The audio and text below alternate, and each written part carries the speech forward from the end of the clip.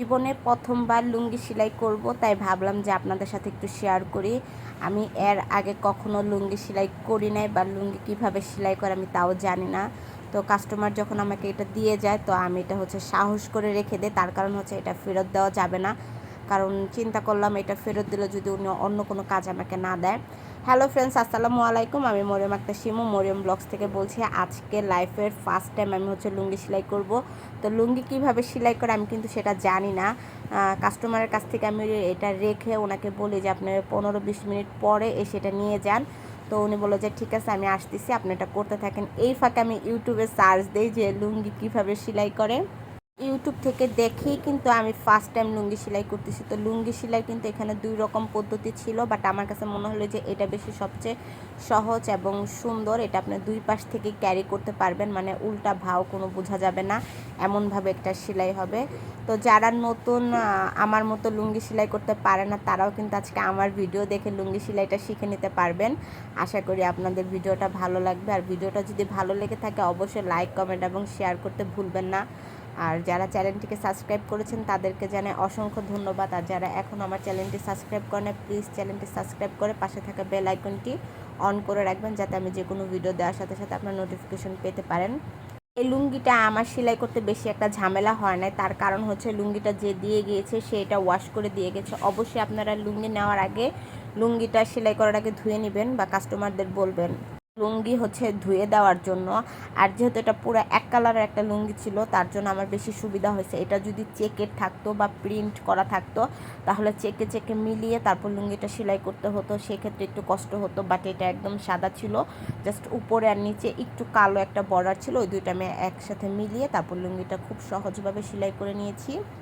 আর কিভাবে সেলাই করতেছে সেটা তো আপনারা দেখতে পাচ্ছেন। আর যারা সেলাইয়ের কাজ জানেন তারা কিন্তু জাস্ট একটু দেখলে বুঝতে পারেন। যেরকম আমি জাস্ট ইউটিউবে সার্চ দিছি, একটু দেখিয়ে দিয়েছে, আমি বুঝে গিয়েছি যে এটা এরকম সেলাই হবে। তো আপনারাও আশা করি ভিডিওটা দেখে বুঝতে পারছেন যে এটা কেমন হবে।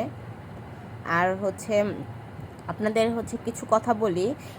যেসব আপু ভাইয়ারা আমাকে বলতেছেন যে আপু আমি কাজ করতে চাই, আপনি আমাদের কাজ দেন। আসলে ভাইয়া আপু, আমি তো কাউকে কাজ দেই না।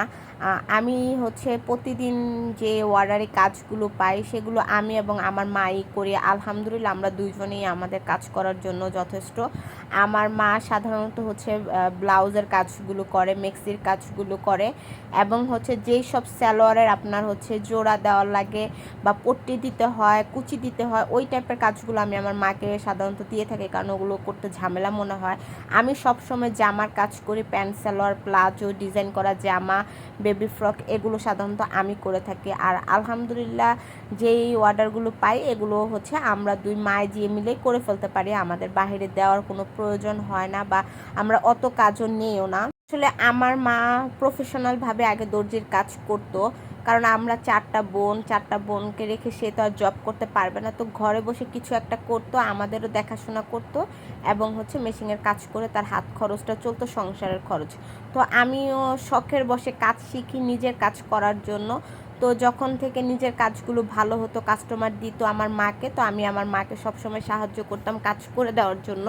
কারণ আমি টিউশনি করতে যেতাম, আমার মা আমার ছেলেকে রাখার কারণে উনি মেশিনের কাজ করতে পারতো না। তো আমি আমার মাকে বলতাম তুমি কোনো টেনশন করবা না। আমার যেহেতু সপ্তাহে 2 দিন টিউশনির ছুটি থাকতো, আমি একদিনে মনে করেন 10-12টা 3 পিস কাটতাম, আরেক দিন সেলাই করে ফেলতাম। আমার মা সালোয়ারের কাজগুলো করতো বেশিরভাগ, আমি জামা সেলাই করতাম। তো আহামরি অত সময় আমার লাগতো না, তো আমি ওইভাবে আমার মাকে হেল্প করতাম। তো বললাম না যে আমি একটু সমস্যার পড়ার কারণে আর আমার মা এই বাসাটা ছেড়ে দেওয়ার কারণে, আমার মা বলল যেহেতু আমি বাসাটা ছেড়ে দিব আর এই বাসাটা অনেক বড়, অনেক কাস্টমার আছে, এগুলো হাতছাড়া হয়ে যাবে, তো তার থেকে ভালো আমি তোমাকে একটা মেশিন কিনে দিয়ে যাই, যাতে করে তুমি কাস্টমারগুলো ধরে রাখতে পারো। এবং যেহেতু এই মুহূর্তে তোমার কোনো কাজ নাই, আর আমি টিউশনিগুলোও ছেড়ে দিয়েছিলাম সবগুলো, ওই ক্ষেত্রে আমার কোনো আয় হচ্ছিল না, আমার হাজব্যান্ডেরও জব ছিল না। তো আমি যদি মেশিনের কাজগুলো করি হয়তো বা কিছু একটা হাত খরচ আমার আসবে। তো সেই ক্ষেত্রে আমি আবার আমার বাবা আমাকে একটা মেশিন কিনে দিয়ে যায়, এবং আমি কাপড়ের বিজনেসটাও শুরু করে দিই। আলহামদুলিল্লাহ 2 দিক দিয়ে আমি মোটামুটি একটু সফলতা অর্জন করতে পেরেছি, সেটা সম্পূর্ণ আপনাদের দোয়া ভালোবাসায়। তো আমি আসলে বাহিরে কোনোভাবে কাজ দেই না। আপনারা যারা কাজ করতে চান তাদেরকে আমি বলেছি যে আপনারা বড় বড় টেইলারের দোকানে যেয়ে কথা বলে তাদের কাছ থেকে কাজ নিতে পারবেন। কিন্তু যারা আমাকে পার্সোনালি মেসেজ করতেছেন তাদের রিকোয়েস্ট করব যে টেইলারের কাজ বিষয়ে বা আপু আমাকে কাজ দেন, আপনি দিলে ভালো হতো। আসলে আমি কাউকে কাজ দিই না, তো আপনারা কেউ মনে কষ্ট নেবেন না। আর যারা আমার কাছ থেকে হচ্ছে বিজনেস রিলেটেড মানে মেসেজ করেন সবাইকে আমি কিন্তু সাহায্য করি, যথেষ্ট পরিমাণে সাহায্য করি, সব কিছু ডিটেলসে বলে দেই। তো আপনারা আমার জন্য দোয়া করবেন, আমি যেন এইভাবে আপনাদের পাশে থাকতে পারি, আপনাদের সাহায্য করতে পারি। আর আপনারা যারা বিজনেস করতে চাচ্ছেন, আপনাদের মেসেজ যদি আমি না পড়তাম কখনোই বুঝতে পারতাম না যে প্রত্যেকটা মেয়ে চায় ঘরে বসে কিছু করার জন্য। তো সকলের জন্য দোয়া এবং শুভকামনা রইল, আপনারা খুব তাড়াতাড়ি বিজনেস শুরু করে দেন। আমি হচ্ছে আমার নেক্সট একটা ভিডিও নিয়ে আসবো আবারও বিজনেস রিলেটেড, কারণ অনেকের অনেক কনফিউশন থাকে, আসলে সবাই ফুল ভিডিও দেখেন না। তো সবাই ফুল ভিডিও দেখবেন আশা করি, বা লাইভ করবো একটা এই বিষয়ে যে কোথা থেকে কাপড় আনি, কত টাকার কাপড় আনি, কাপড় চেঞ্জ করে দেয় কিনা, কাপড়ের কোয়ালিটি কেমন, মানে অনেক অনেক অনেক অনেক আপনাদের প্রশ্ন থাকে, কত পিস দিয়ে আমি বিজনেস শুরু করছি, কত টাকার কাপড় আনছি। তো সব কিছু আমি আর একটা লং ভিডিও আপলোড করব অনেক বড়, সেটার মধ্যে বলে দিব। আশা করি আপনারা ভিডিওটা দেখবেন। তো আজকে এই পর্যন্ত, আল্লাহ হাফেজ।